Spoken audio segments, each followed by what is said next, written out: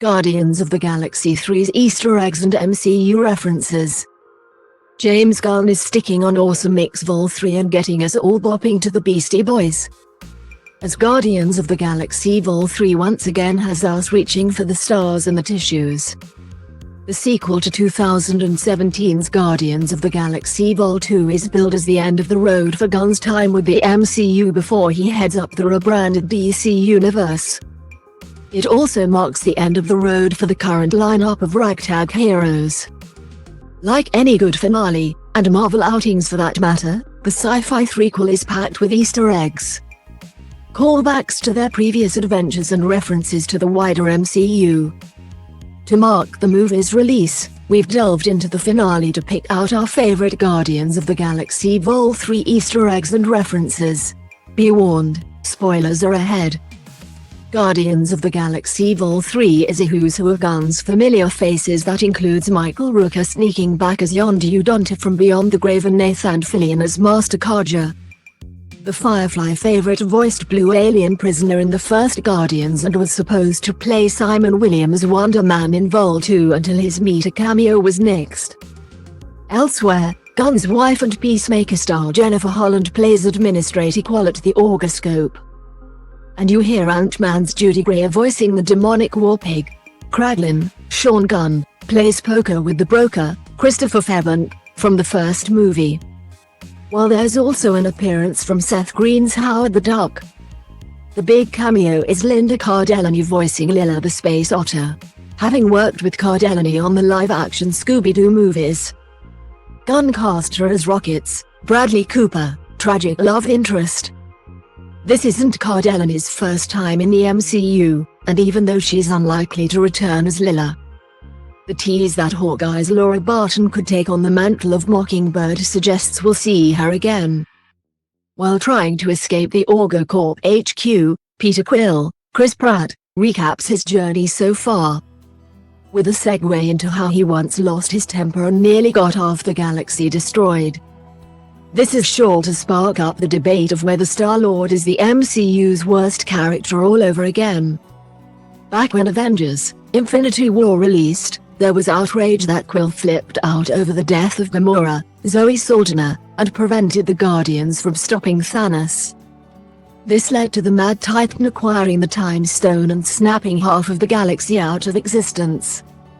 Alongside Drax, Dave Bautista, Mantis, Pom Klementieff, and Groot, Vin Diesel. Quill was one of those who paid the price and was dusted for 5 years. Even the Russo brothers admitted that the Infinity Saga could have ended there if not for Star-Lord's emotions getting the better of him. While there are those that argue Quill's fumble was for the greater good, it's clearly something that still weighs heavily on him. Just when you think we're done with the argument, Vol 3 drags us back in. As the MCU plays fast and loose with the source material of Marvel Comics, Gunn decided to use the modern Guardians for their big screen debut in 2014. Although Yondu had a presence as an original member of the 1969 team, the first movie largely focused on Star-Lord's 2008 roster. One of Vol 2's big talking points was the debut of the original Guardians to mourn the death of Yondu.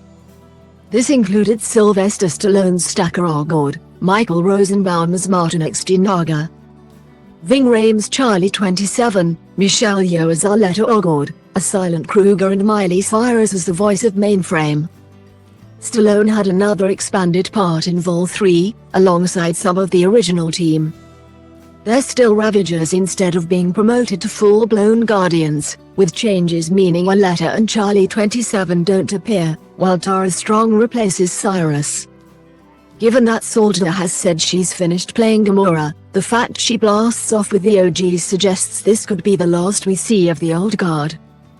Vin Diesel hasn't exactly been a man of many words in the MCU, meaning he's arguably one of the franchise's best paid stars for doing the least as Groot.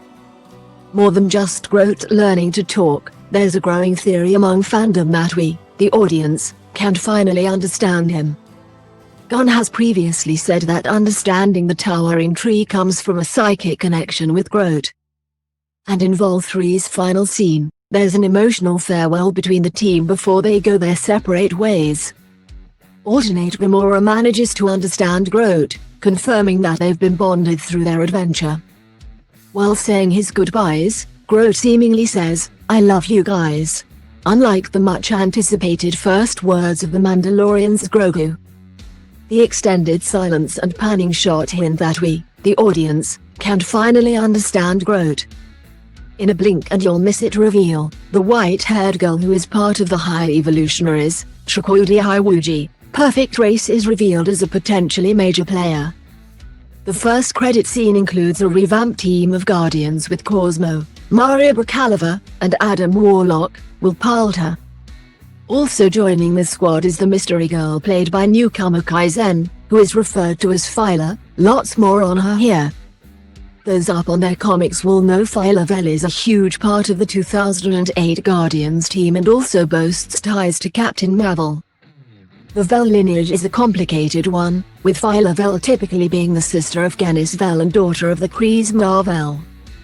In the MCU, Mar-Vell was gender-flipped as Annette Bening's version from 2019's Captain Marvel. Comic book Phyla Vell's origin varies depending on which era of the comics you take as canon. Since her introduction in 2004's Captain Marvel Volume 5 number 16, Vell has taken on the mantles of Captain Marvel, Quasar and Martyr, meaning she could slot into any number of future MCU projects. Then again, her junior age and revamped origin story might count her out of my Dark Horse The Marvels. It seems like only yesterday we were settling down for the festivities of the Guardians of the Galaxy Holiday Special, which set the stage for Vol 3. In one of the MCU's wackiest cameos ever, you undoubtedly remember we had Kevin Bacon playing himself. Vol 3 features the return of our favorite bad dog Cosmo, introduced in that same special. Sadly, Bacon doesn't get to go footloose again, but as an alumni of the holiday special and Gunn's Super. At least Bacon is referenced in the post-credit scene. While Quill enjoys some quality time with his grandfather on Earth, a newspaper headline reads, "Alien Abduction, Kevin Bacon shares all." Big names including Bautista, Soldner and Rocket mocap actor Sean Gunn have all said they're done with their roles, seemingly ending the story for a huge chunk of Guardians. Even though it would be easy to leave Quill enjoying cereal with his grandfather on Earth. The post-credit scene ends with a title card that tells us, the legendary Star-Lord will return. Similar to the Thor, Love and Thunder tease of Thor will return, it confirms Pratt will appear further down the line. Interestingly, the legendary Star-Lord was the name of the character's solo comic series, suggesting he could go it alone next time around.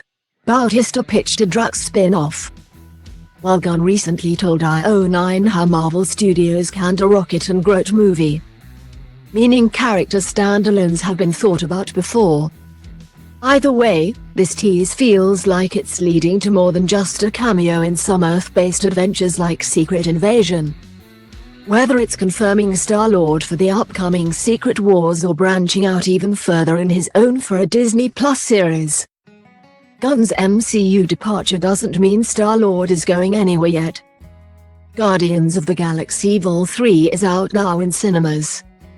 You might also like Animal Crossing New Horizons is finally announced on Nintendo Switch. How to watch Amazon Prime on your TV, smartphone and tablet, and enjoy Good Omens online. Nintendo to release 2 new Switch consoles this year.